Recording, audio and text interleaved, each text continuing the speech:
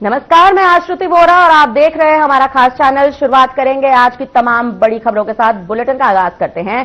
शाजापुर के सरदार वल्लभ भाई पटेल शासकीय संदीपनी उच्चतर माध्यमिक विद्यालय के नए भवन में विधिवत हवन पूजन और मां सरस्वती की प्रतिमा स्थापित की गई। गौरतलब है 16 नवंबर को मक्सी में आयोजित कार्यक्रम में प्रदेश के सीएम डॉक्टर मोहन यादव ने विद्यालय भवन की वर्चुअल लोकार्पण किया था, जिसमें अब प्रतिमा स्थापित की गई है।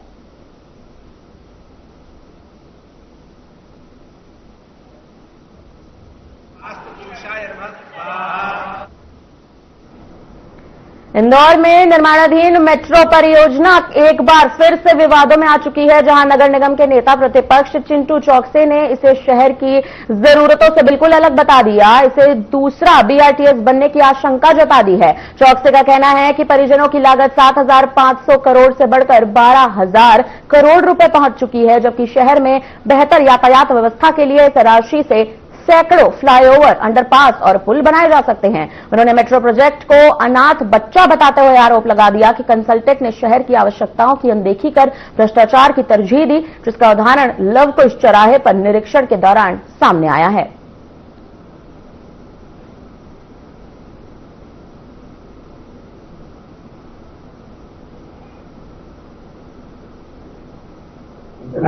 निश्चित रूप से किसी भी शहर का आवागमन उस शहर की तरक्की का प्रतीक है। अगर आवागमन ठीक होगा और इंफ्रास्ट्रक्चर ठीक होगा तो निश्चित रूप से उस शहर का व्यापार व्यवसाय बढ़ेगा। और जिस तरीके से आज इंदौर के हालात हैं और जिस लेवल पे ट्रैफिक की स्थिति है, जिस लेवल पे सड़क की स्थिति है, वो सोचने योग्य कि हम उसी इंदौर में रह रहे हैं जो पूरे भारत में नंबर 1 था। आज अगर हम जिस विषय को लेकर आज मैंने आपसे निवेदन किया कि आप बात करते हैं, वो है मेट्रो। कांग्रेस पार्टी को ऐसा लगता है कि वर्तमान में जिस स्वरूप में मेट्रो को लाया जाना था, वो स्वरूप मेट्रो का खत्म हो चुका है। नहीं वो अलग है। वो विदिशा के मेरा ग्राउंड रोड स्थित भूसा बाजार इलाके में कई वर्षों से सड़क नहीं बनने के कारण स्थानीय निवासियों का जीवन कठिनाइयों से भर चुका है। वहीं क्षेत्रवासियों ने बताया कि कच्चे रास्ते के कारण धूल मिट्टी लगातार उड़ती रहती है, जिससे घरों और दुकानों में गंदगी फैलती है और लोग बीमार पड़ रहे हैं। सड़क खराब होने से आए दिन गिरने और चोट लगने की तमाम घटनाएं होती हैं। इसमें कहीं ना कहीं लोग कई बार संबंधित विभागों में शिकायत भी दर्ज करा चुके हैं, लेकिन अभी तक सड़क निर्माण का काम शुरू नहीं हो पाया है। क्षेत्रवासियों ने प्रशासन से जल्द सड़क बनवाने की मांग की है, ताकि लोगों को राहत मिल सके और वर्षों से लंबित समस्या का समाधान हो सके।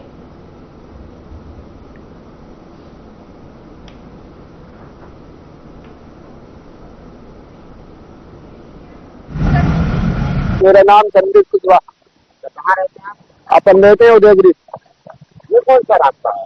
ये अपना भूसा बाजार है, दिल्ली घर के सामने वाला। दिल्ली घर के सामने? हाँ, रामलीला के पीछे रास्ता। हाँ क्या स्थिति देख रहे हैं? ये स्थिति है, धूला उड़ रही है और गिर रहा है आदमी। बना नहीं है, रोड नहीं बना अभी तक। गिर जाते हैं यहाँ भी गिर रहे हैं, मौत गिर रहे हैं आदमी। हम नीचे ही बार गिर गए। हाँ, चोट भी लग गई। और क्या दिक्कतें होती हैं? बस बीमारी पड़ रही, हम बैठ रही है, हमारी बैक्टीरिया है।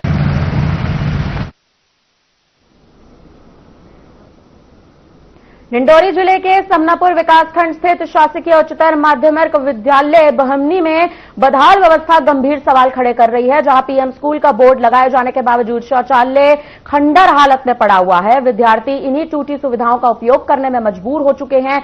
वहीं मध्यवर्ग भोजन व्यवस्था की हकीकत भी उजागर हो चुकी है, जहां दाल चावल सब्जी की गुणवत्ता बेहद खराब हो चुकी है, लेकिन छात्र यहां पर असंतुष्ट भी दिखाई दे रहे हैं। कई बच्चे अपना भोजन घर से ला रहे हैं, तो वहीं ग्रामीणों द्वारा पहले भी मिड डे मील में लापरवाही की शिकायतें की जा रही थी, लेकिन अब तक कोई भी कार्रवाई न होने के प्रशासनिक उदासीनता को दर्शाता है। अब देखना यहां पर यह होगा कि खबर जो सामने आ रही है, इसके बाद आखिर जिम्मेदार अधिकारी कौन होगा और क्या कदम उठाया जाएगा।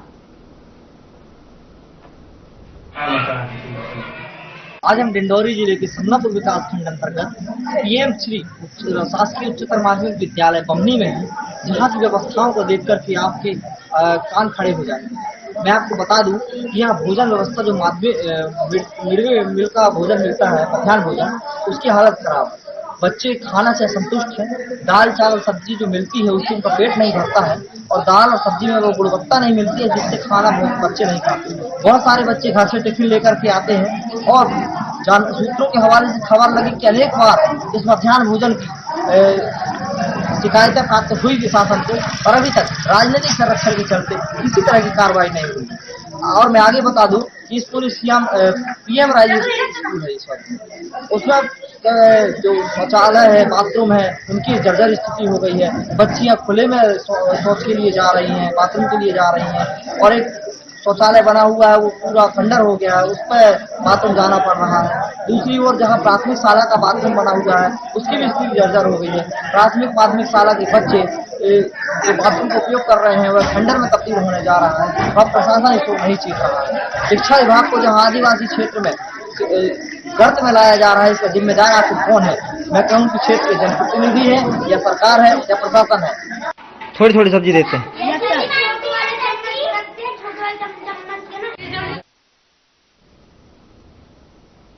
झाबुआ जिले के पेटलाबाद थाना क्षेत्र के बामनिया में दिन दहाड़े सनसनीखेज लूट की वारदात सामने आई है, जहां पर बदमाशों ने घर में अकेली महिला को पाकर धावा बोल दिया, मंगलसूत्र और नकदी लूटकर फरार हो गए। वहीं घटना के बाद इलाके में दहशत का माहौल बन चुका है। मौके पर पहुंची पुलिस जांच में जुट गई है। सीसीटीवी फुटेज के आधार पर आरोपियों की तलाश की जा रही है। पुलिस जल्द बदमाशों की पहचान और गिरफ्तारी का भी दावा कर रही है।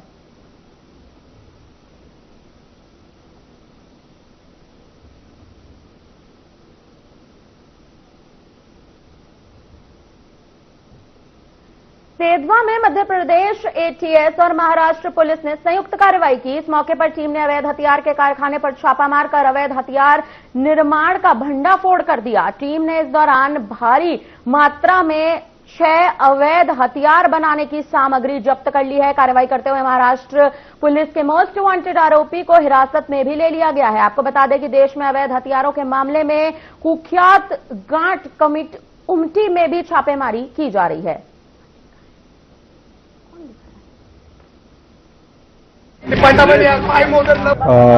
कुछ वहाँ पे वेपन पुणे की पुलिस द्वारा पकड़े गए थे, जिसके तारतम्य में पुलिस, महाराष्ट्र की पुलिस और मध्य प्रदेश की पुलिस दोनों ने एक जॉइंट कार्रवाई आज उमरटी गांव में की है, और वहाँ से अवैध वेपन बनाने की कुछ सामग्री जब्त की है, एवं इसमें कुछ आरोपियों को गिरफ्तार किया गया है, और जिसपे जो है अग्रिम वैधानिक कार्रवाई की जा रही है। कितने वेपन पकड़े, क्या कुछ फैक्ट्री पकड़ने का भी मामला है, और कितने आरोपी जब्त?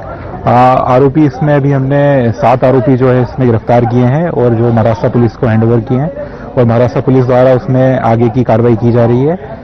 इसमें जो है भारी मात्रा में अवैध हथियार बनाने की सामग्री इनसे जब्त की जा रही है, और वरला पुलिस द्वारा भी जो है इसमें कार्रवाई की जा रही है। इंदौर में ऑनलाइन टास्क इन्वेस्टमेंट के नाम पर करोड़ों की ठगी के मामले में क्राइम ब्रांच को बड़ी सफलता मिली है, जहां टीम ने गुजरात के सूरत से 2 शातिर आरोपी अनुराग सूरत और मनीष भट्टर को गिरफ्तार कर लिया है। आरोपियों ने इंदौर निवासी मोहम्मद हिदायतुल्लाह से टेलीग्राम के माध्यम से छोटे मुनाफे देकर भरोसा जीतने के बाद करीब 60 लाख रुपए की ठगी की। फरियादी द्वारा एनसीआरपी पोर्टल 1930 पर शिकायत दर्ज कराने के बाद पुलिस सक्रिय हुई। जांच में पता चला कि आरोपी देश भर में ठगी गैंग को फर्जी बैंक खाते उपलब्ध कराकर मोटा कमीशन कमाते थे। क्राइम ब्रांच ने इस मामले से जुड़े 40 से अधिक बैंक खाते फ्रीज कर लिए हैं, लाखों रुपए की राशि सुरक्षित कर ली है। इससे पहले भी पुलिस हरियाणा और महाराष्ट्र से 4 आरोपियों को गिरफ्तार कर चुकी है, जबकि गैंग के अन्य सदस्यों की भी तलाश जारी है।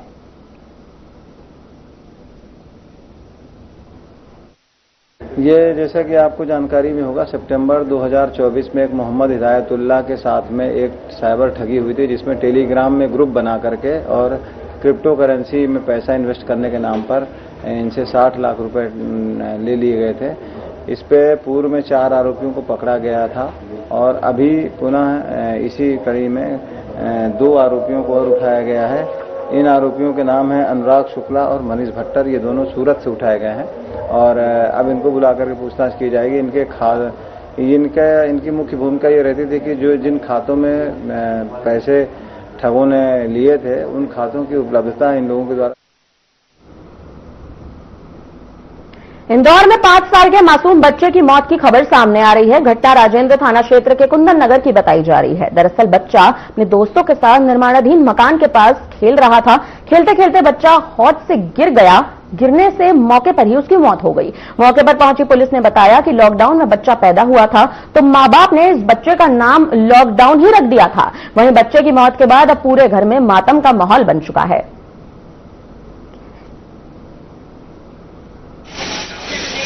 का बच्चा 5 वर्ष का जिसका नाम लॉकडाउन था, पिता मिथुन भील, और ये बच्चा लोगों के साथ खेल रहा था। कुंदन नगर की यह घटना है और इसमें रायनगर थाना क्षेत्र के अंतर्गत तो एक अदबना एक मकान है और वहां पर एक हौदी है। हौदी जो गड्ढा था उससे पानी भरा हुआ था और खेलते खेलते अचानक वो उसमें गिर गया तो उसकी मौत हो गई। फिलहाल ये दर्दनाक घटना पर इसे थाना रायनगर के द्वारा मर्ग कायम कर लिया गया है, जांच की जा रही है। और ये चूंकि लॉकडाउन के समय पैदा हुआ था, इसके परिवार ने प्यार से इसका नाम लॉकडाउन रखा था, लेकिन ये काफी दर्दनाक घटना हुई है और इसमें मर्ग कायम किया जाकर रायनगर पुलिस के द्वारा।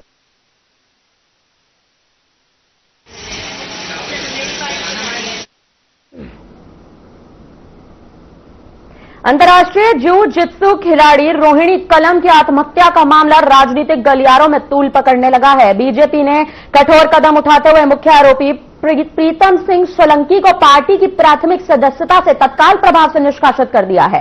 दरअसल मामला 26 अक्टूबर 2025 को देवास के अंतर्राष्ट्रीय खिलाड़ी रोहिणी ने अपने कोच विजेंद्र खरसोदिया और जू जित्सु संघ के उपाध्यक्ष प्रीतम सिंह सोलंकी द्वारा की जा रही मानसिक प्रताड़ना से तंग आकर आत्महत्या कर ली थी। बीजेपी जिला अध्यक्ष राय सिंह सेंधव ने 21 नवंबर 2025 को आधिकारिक पत्र जारी कर दिया था। यह साफ कह दिया था कि सोलंकी का नाम एक गंभीर आपराधिक प्रकरण में संलिप्त पाया गया है, इसीलिए उसके खिलाफ संगठनात्मक कार्रवाई अनिवार्य हो गई थी। पहले पुलिस ने रोहिणी कलम को आत्महत्या के लिए उकसाने और मानसिक प्रताड़ना देने के आरोपों के आधार पर उसे गिरफ्तार कर न्यायालय में पेश किया, जहां से उसे जेल भेज दिया गया है।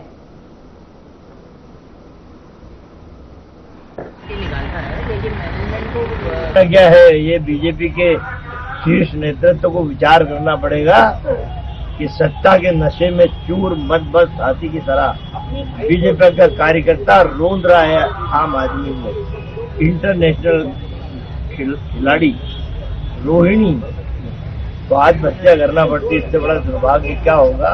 ये मध्य प्रदेश की सरकार नेशनल इंटरनेशनल खिलाड़ियों को जो वादा था नौकरी तो दे नहीं पा रही है, लेकिन मानसिक प्रताड़ना सरकार के द्वारा भी और उनके बीजेपी से जुड़े कार्यकर्ताओं के द्वारा भी उन खिलाड़ियों को मानसिक प्रताड़ना दी जा रही है। एक इंटरनेशनल खिलाड़ी को आत्महत्या के लिए प्रेरित करने वाले मृत्यु दंड के भागी है। आत्महत्या की बड़ी दुखद घटना है। इस घटना को देख के हम घर पे भी गए और हमने एसपी से बात करी थी, जो भी इसमें दोषी पाया जाए उसे दंडात्मक कार्रवाई की जाए। हमने शासन प्रशासन के माध्यम से शासन ने भी जो कार्रवाई करना चाहिए वो पूरी की है। और चूंकि बाद में नाम कहीं न कहीं उसमें खेल संगठन से जुड़े हुए विजेंद्र खरसोदिया, प्रीतम और रोहिणी कलम, ये एक ही संगठन के लोग थे जो लगातार खेल के माध्यम से साथ साथ संपर्क इनके बने हुए थे। कहीं न कहीं जब रोहिणी ने आत्महत्या की उसके बाद में प्रीतम का नाम आया। क्योंकि प्रीतम भारतीय जनता पार्टी के पूर्व में वो जिले का महामंत्री था। महामंत्री 4 साल पहले बना था, लगातार निष्क्रिय होने के कारण। फिलहाल यहां पर रुकते हैं एक छोटे से ब्रेक के लिए, जल्द लौटेंगे कई बड़ी खबरों के साथ।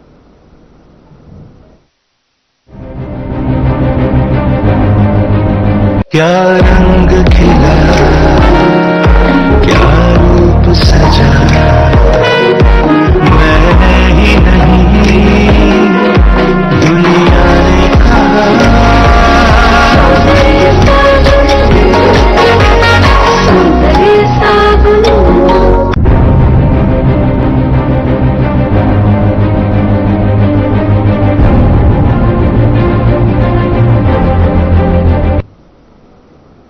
गौरगंज में 6 साल के मासूम के साथ दुष्कर्म के मामले में हिंदू संगठनों के आह्वान पर बाजार बंद रहा। इस घटना के बाद रायसेन एसपी ने आरोप लगाया है सलमान खान की गिरफ्तारी पर, यानी कि 10,000 रुपए का इनाम घोषित भी कर दिया है। आपको बता दें कि आरोपी की गिरफ्तारी न होने पर हिंदूवादी संगठनों ने आक्रोश है। वहीं इस मामले की गंभीरता को देखते हुए रायसेन के एएमपी पंकज पांडे मौके पर पहुंच चुके हैं। पूरे जिले की पुलिस आरोपी की तलाश में भी जुट चुकी है। इस घटना ने स्थानीय समुदाय में गहरी नाराजगी उत्पन्न कर दी है।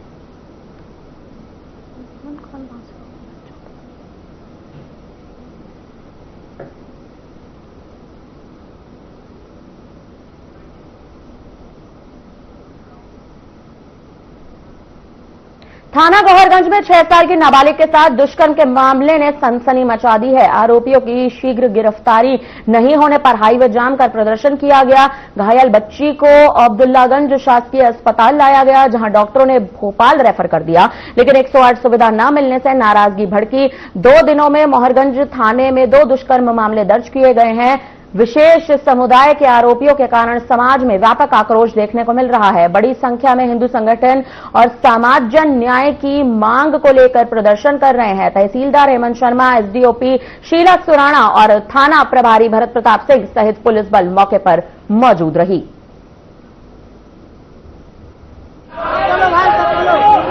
एक 6 साल की बच्ची के साथ में मुस्लिम संप्रदाय के सलमान, लोग बता रहे सलमान नाम है उसका, सलमान नाम के लड़के ने बलात्कार किया है। उसी के संदर्भ में आज सकल हिंदू समाज के कई संगठनों के लोग यहाँ पर एकत्रित हैं और यहाँ पर हॉस्पिटल में एम्बुलेंस की सुविधा नहीं रही, जिसकी वजह से सभी लोग आक्रोशित हैं। और 1 से 1.5 घंटे के अंदर यदि उसकी गिरफ्तारी नहीं होती है तो अभी हाईवे जाम भी होगा और कल यहाँ का नगर भी बंद होगा। और सकल हिंदू समाज की तरफ से सबका कहना है और ये मेरा व्यक्तिगत भी कहना है कि यदि इस तरीके की घटनाएं प्रतिदिन यहाँ पर घट रही हैं, आए दिन घट रही हैं, कुछ उजागर होती हैं, कुछ नहीं हो पाती हैं। अब वो समय आ गया है कि हिंदू समाज ऐसे लोगों के लिए खुद दंडित करेगा। ये मामला है अभी 2 घंटे पहले ही पांजरा में एक 6 साल की नन्ही मुन्नी सी बच्ची के साथ एक दरिंदे, ऐसा बताया जा रहा है कि सलमान नाम है, ऐसा बताया जा रहा है, दरिंदे सलमान ने मतलब उसके साथ बलात्कार किया और उसके बाद उसको गंभीर हालत में ओबेदुल्लागंज के स्वास्थ्य हॉस्पिटल में लेकर आए, लेकिन यहाँ पर वो बेटी लगभग 1 से 2 घंटे तक तड़पती रही और यहाँ के जिम्मेदार अधिकारियों द्वारा एम्बुलेंस की तक व्यवस्था नहीं की गई। तो सबसे पहले तो हम लोग यहाँ पर बीएमओ द्वारा जो कृत्य किया गया, एक तरह का उनने तो किया ही किया, लेकिन साथ में यहाँ के जो सिस्टम ने उनके साथ कृत्य किया उसका हम यहाँ पर घोर निंदा करेंगे। और साथ में उन जो आरोपी सलमान है और सलमान के पूरे परिवार पर एफआईआर की हम लोग अभी मांग कर रहे हैं। हमसे कहा कि ये प्राइवेट है, जबकि ये माननीय बार आपको बताना चाहूंगा कि हमारे माननीय अब्दुल्लागंज की दुकान को हम बंद कर देंगे, गोरगंज की दुकान को बंद कर देंगे और रहा तो हम गोरगंज को। लालबाग थाना क्षेत्र में देर रात करीब 1:30 बजे उस समय हड़कंप मच गया जब चिंचाला निवासी युवक सचिन को अज्ञात हमलावरों ने गोली मार दी। गोली सीधे पेट पर जाकर लगी, जिससे युवक गंभीर रूप से घायल हो गया। घटना की सूचना मिलते ही लालबाग पुलिस मौके पर पहुंच गई और घायल युवक को तुरंत जिला अस्पताल में भर्ती करा दिया गया। डॉक्टरों के मुताबिक गोली अभी भी पेट के अंदर फंसी हुई है। युवक की हालत नाजुक बनी हुई है। परिजनों ने साफ तौर पर बताया कि सचिन पर इससे पहले भी हमला किया जा चुका है, लेकिन उस दौरान वह किसी तरह अपनी जान बचाकर वहां से भाग निकला था। इसे लेकर पुलिस पुरानी रंजिश की भी आशंका जता रही है। फिलहाल पुलिस आरोपियों की तलाश में जुटी हुई है और पूरे मामले की गहन जांच जारी है।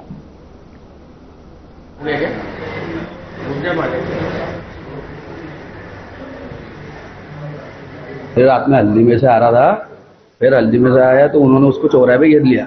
4, 5, 8 लोग थे होते। ये लालबाग चौराहा स्टेशन बस में। कितने बजे की? ये 1 से 1:30 बजे की। तो क्या मारा इनको? इसको गोली मारी है यहाँ पेट पे। क्या नाम है? सचिन माने, दत्तमंदी चिंचाला। इसके पहले भी एक घटना हो गई है। इसने रिपोर्ट डाली थी शिवाजी नगर में, इसके पीछे बंदूक लेके भगे थे वो। तो ये जब भग गया था और कल रात में इसको गोली उन्होंने मार दी।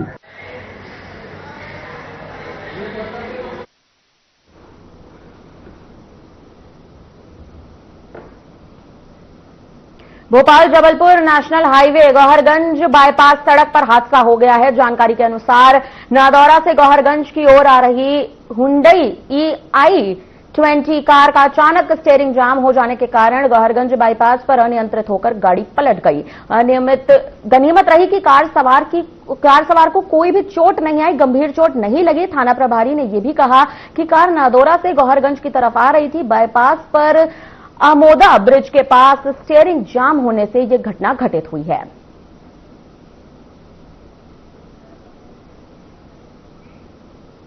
फिलहाल अब देखा जाए तो यहां पर जिस तरह से गौहरगंज बाईपास पर यह गाड़ी अनियंत्रित हो गई है, माना जा रहा है कि कार सवार युवक को मामूली चोट आई है। फिलहाल उसका इलाज चल रहा है। आपको बता दें, भोपाल जबलपुर नेशनल हाईवे पर यह हादसा हुआ है। यह हादसा देर रात हुआ। हाईवे पर हादसा होने के बाद तमाम लोग वहां पर इकट्ठा हो गए और जिस तरह से गौहरगंज बाईपास पर यह कार अनियंत्रित हो गई है, उसके बाद से ही कार सवार युवक भी अस्पताल में भर्ती है। मामूली चोट आई है।